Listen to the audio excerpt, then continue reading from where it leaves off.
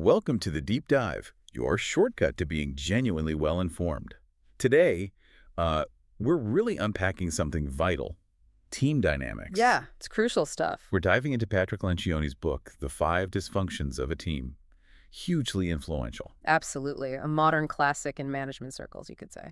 So our source today is basically a really solid overview distilling Lencioni's ideas, but we've also got some critical viewpoints from other researchers mixed in. Right. The mission: get the core concepts fast, understand why it blew up in the business world, but also look at the research-backed challenges. And what's so interesting, I think, is how Lencioni takes these really complex issues in organizations and boils them down to a pretty straightforward framework. He's tackling what he calls the fundamental causes of organizational politics and team failure. Politics and failure. Yeah, nobody wants that. Exactly. And getting this right is just, well, it's more critical than ever. Teams are everywhere, right? How well they work together can totally make or break things. For sure. So Lencioni's book came out in 2002. It sits across business, management, teamwork genres. But the key thing, maybe the reason it got so popular, is that most of it is written as a business fable. Yeah, that narrative approach. It's not just dry theory. Exactly. It makes these abstract ideas feel really vivid. It brings them to life through a story. So let's get into the core, the five dysfunctions. People might know the pyramid: trust, conflict, commitment, accountability, results. But let's break them down quickly. It's not just knowing the labels, it's the impact, right? Absolutely. And Lencioni presents them sequentially, like layers of a pyramid where each problem makes the next one worse. Okay. So at the very bottom, the foundation is the absence of trust. Okay, trust. Seems obvious, maybe. Well, yes and no. It's not just do I like you. It's about being vulnerable, willing to admit mistakes, weaknesses, ask for help. Okay. That kind of vulnerability. Exactly. And that's tough. We often see vulnerability as weakness, but Lencioni flips that. He says it's a strategic strength for a team. Without it, you don't get that psychological safety you need to really collaborate. Right. So no trust, no safety. What's next? That leads straight into the second dysfunction: fear of conflict. Conflict avoidance. I've seen that. We all have. When that trust isn't there, people shy away from, passionate, constructive debate. They want artificial harmony. Fakes it. Pretty much. They avoid the messy but necessary arguments that actually lead to better ideas and decisions. It's not about yelling matches. It's about productive friction, getting different views out there. Makes sense. If you don't debate, Then you get lack of commitment. Dysfunction number 3. If people haven't really weighed in, if they haven't debated the issues openly, they often just pretend to buy in. They nod along in the meeting, but they aren't really on board. So it looks like agreement, but it's hollow. Exactly. And that creates confusion, ambiguity down the line. People aren't truly invested. They're just, complying. Execution suffers massively. Okay, so no trust leads to fear of conflict, leads to lack of real commitment. What's dysfunction for? Avoidance of accountability. This follows directly. If nobody's truly committed to the decision, why would they call out teammates or even their boss when their actions or behaviors are counterproductive? Ah, right. Why stick your neck out? Precisely. So people duck that responsibility. And the result? Standards plummet. Low standards become the norm because no one's holding anyone else accountable. Okay, that's bad. And the final one, the top of the pyramid. Number 5, inattention to team results. When you've got all those other problems brewing, individuals inevitably start focusing elsewhere.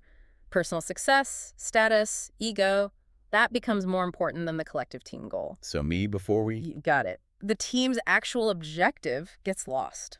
And, well, the whole thing just doesn't deliver what it could have. It's a predictable downward spiral. Wow. Okay, that's a really clear picture of how things can fall apart. It makes you think, doesn't it? About teams you've been on. Definitely. You start seeing those patterns playing out, maybe subtly at first. And that's the power of the model, right? It shows how they link up, how one dysfunction really does feed the next, that trust piece at the bottom. Yeah. Everything. Without that vulnerability, that safety, the rest of the structure is just shaky. It can't hold. And it's not just like office teams, Oh, right? yeah. You mentioned it's been used elsewhere. Oh, yeah. Famously, the source notes it was applied by several coaches to their teams in the National Football League. NFL teams, wow. Yeah, high-stakes environments where that team cohesion is absolutely paramount.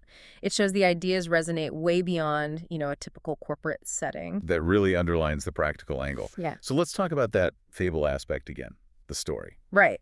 So Lencioni uses this fictional company, DecisionTech, Inc. Okay. And there's a new CEO, Kathryn Petersen. She comes in and has to turn around this really dysfunctional executive team. And they're characters we kind of recognize. Exactly. You've got Jeff Shanley, the old CEO, Michelle Bebe in marketing, Martin the tech chief, Jeff Rollins in sales, Carlos in customer support, Yan the CFO, Nick the COO, a whole cast. Having those characters must make it stick more. Totally, because you see the dysfunctions in action. You see Nick Farrell, the COO, maybe struggling with accountability, and you see the impact. It's not just theory, it's relatable human drama, almost. Yeah, makes it less abstract. Much more memorable than just reading a list of problems. You connect with the characters' struggles. And that relatability, that storytelling, it clearly worked. The book was a massive success. Oh, huge. I mean, hitting bestseller lists like the New York Times, Business Week, Wall Street Journal, USA Today, that's significant reach. Absolutely. It wasn't just a niche management book. It crossed over. And it wasn't just sales, right? It got serious attention from respected places, too. Yeah, reviews in Harvard Business Review, Publishers Weekly, Library Journal, CMA Management. It was definitely taken seriously in the leadership space. So it begs the question, why this book? What made it resonate so much? That's a great question. I think, well, in a world that's often full of very complex, dense business theories, Lencioni offered something straightforward, easy to grasp. It named clear problems and seemed to offer clear solutions. It's like a diagnostic tool. Exactly. Leaders, HR folks, they could pick it up, see their own team's issues reflected, and feel like, okay, here's a map. Its simplicity was definitely a major part of its appeal. Right. But simplicity isn't always the whole story, especially when you look closer. And that's where the critique comes in. It's important to bring in that research perspective. So let's transition there. What happens when we put on, let's say, a more academic lens? We need to talk about the critique from Gordon Curfey and Robert Hogan. Yeah, in their book, The Rocket Model, they offer a really balanced critique, which is valuable. They don't just trash Lencioni. Okay, so what do they like about it? Well, they acknowledge its strengths. They call the model straightforward. They agree it identifies many of the reasons why teams fail. They see useful insights about team dynamics and think it has some advantages over other models. So they give credit where it's due. Definitely. They specifically praise Lencioni for highlighting the first team idea that the exec team matters most, the need for leaders to teach winning, recognizing wasted time, avoiding conflict, and that whole cascading effect of leadership dynamics. Okay. And they note its popularity with HR and consultants. So they get why it's popular and see its diagnostic value. There's a but. There's a significant but. Their main issue is about the solutions, the how-to. They point out the book is explicitly a work of fiction. It is not based on research, and its practical recommendations lack empirical support. Ah, fiction versus research findings. That's a big difference. It is. So while it might diagnose problems well, the prescriptions might not be evidence-based. Can you give an example? Sure, the trust issue again. Lencioni suggests building trust through exercises involving personal disclosures, sharing deep personal stuff. Okay, like team building exercises. Sort of, but quite intense ones. Curfey and Hogan argue there's little likelihood that these activities can build trust in dysfunctional work teams. They think forcing vulnerability like that might not work, or could even backfire, make people more cynical. I can see that. So what's the alternative view?